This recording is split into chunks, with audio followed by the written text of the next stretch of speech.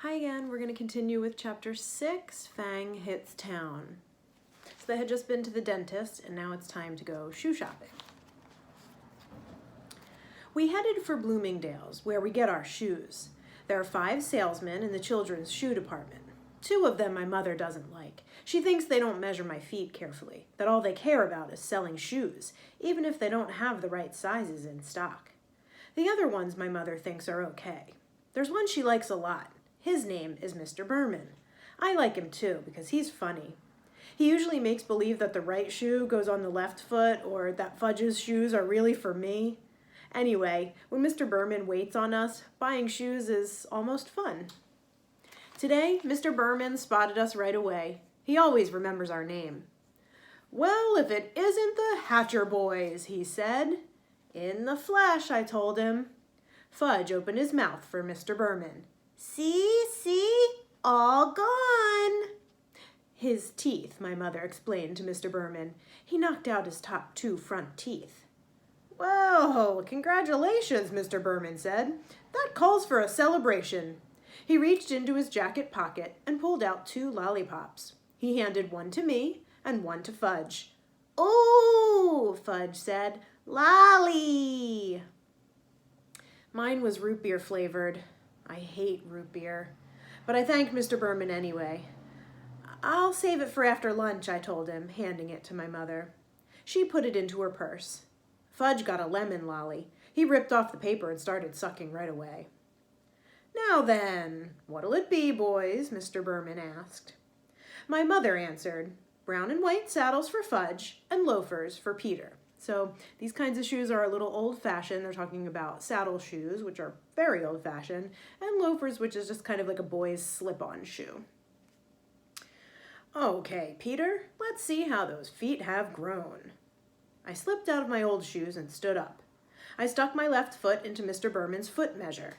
Then he turned it around and I put my right foot in. That's another reason why my mother thinks Mr. Berman is good at selling shoes. He measures both feet. My mother says feet can be different sizes, even on the same person, and it's important to make sure the size fits the biggest foot. "What color loafers, Peter?" Mr. Berman asked.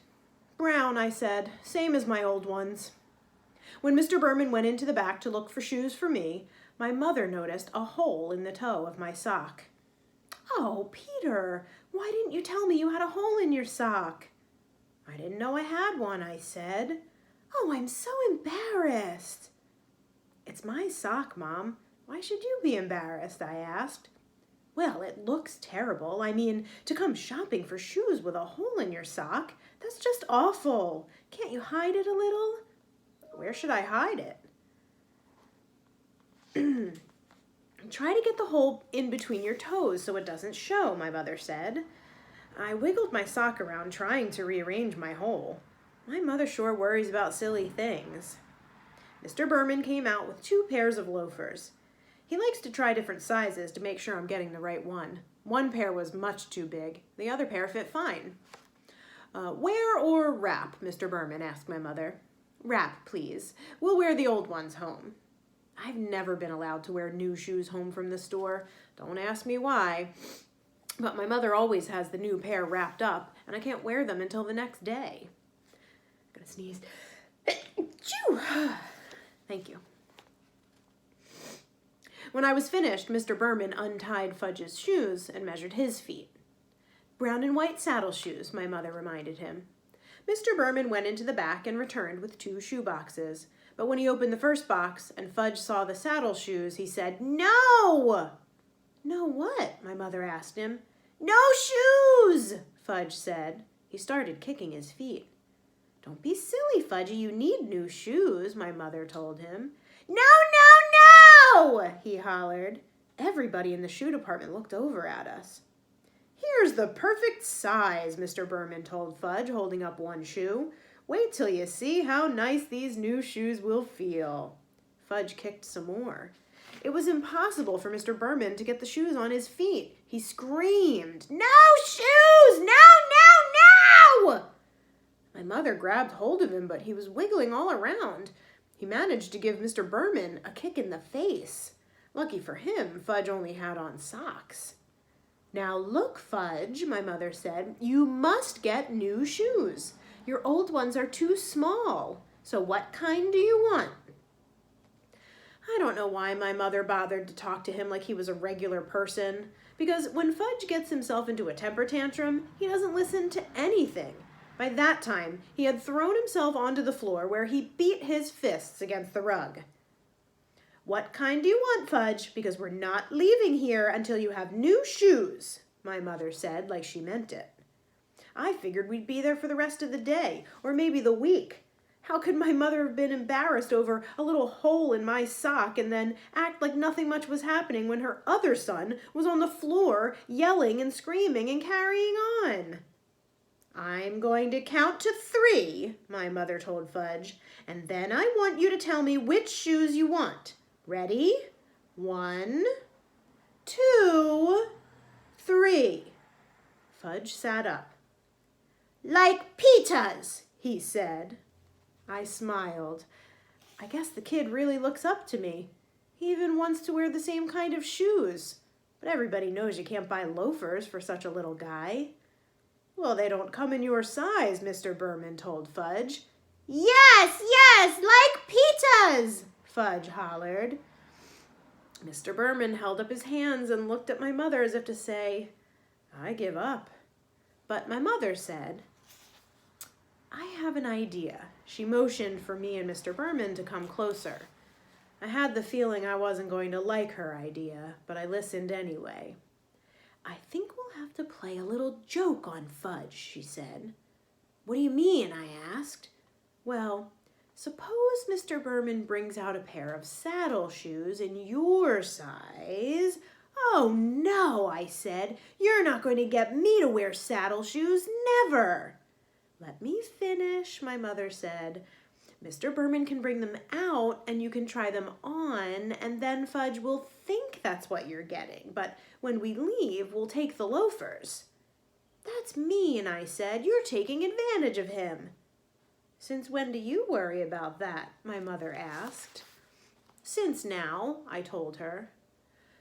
"Look, Peter," my mother said, checking her watch. "It's 12 o'clock. I'm starved." "Me too," I said. "Well then, if you ever want to get some lunch, let's try my idea."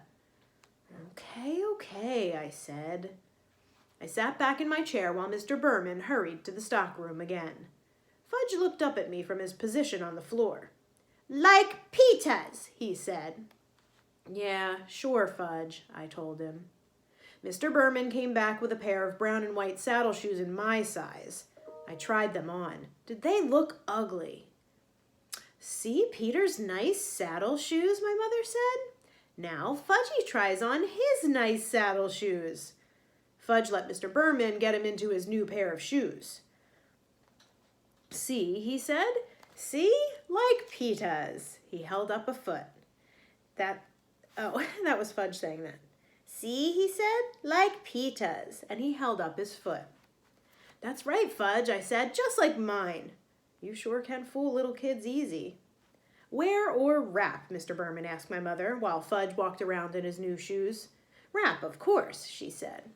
I wondered what my mother would tell Fudge tomorrow when I wore my new loafers. Oh well, that really wasn't my worry. It was her idea. When Fudge was back in his old shoes and our package was ready, Mr. Berman gave my brother a striped balloon. He offered one to me, too. I refused. How could he think a person in 4th grade might want a shoe store balloon? "That wasn't so terrible, was it, Peter?" my mother said as we left the store.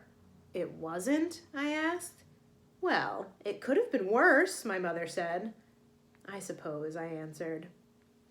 We went to Hamburger Heaven for lunch. We sat in a booth. Fudge tossed his balloon around while my mother ordered for him and then for herself. I ordered my own lunch, a hamburger with everything on it and a chocolate milkshake. Fudge was getting a kiddie special, meaning a hamburger without the roll, some mashed potatoes, and a side order of green peas. When our lunch was served, my mother cut Fudge's hamburger into tiny pieces, which he shoved into his mouth with his fingers. Then she handed him a spoon and told him to eat his mashed potatoes. But instead of eating them, he smeared them on the wall. "See?" he said. "I thought you told me he wouldn't behave like that anymore," I said to my mother. Fudgy, that's naughty. You stop it right now, my mother said. But Fudge sang, eat it or wear it, and he dumped the whole dish of peas over his head. I laughed. I couldn't help it. He looked so silly with peas falling from his hair. And when I eat and laugh at the same time, I choke. So I choked on my pickle, and my mother had to whack me on the back, which gave Fudge another chance to spread mashed potatoes on the wall. That's when the waitress asked my mother, did we want anything else? No, thank you, my mother said. We have more than enough now. She wiped off the wall with her napkin and told Fudge he was very, very naughty. Not me, Fudge said. Not me. Yes, you, my mother told him. Why can't you eat like Peter? See how nice Peter eats? Fudge didn't say anything. He just stuck his fork into his balloon. It popped, and he screamed. Oh, gone! Want more balloon? More! Shut up, I told him. Can't you ever act human? That's enough, Peter, my mother said. She should have slugged him. That would teach that brother of mine how to behave in hamburger heaven. We took a cab home. Fudge fell asleep on the way. He had his fingers in his mouth and made his slurping noise. My mother whispered to me, our day wasn't that bad, was it, Peter? I didn't answer. I just looked out the taxi window and decided that I would never spend a day with Farley Drexel Hatcher again. And that's where we're going to stop for today. See you next time.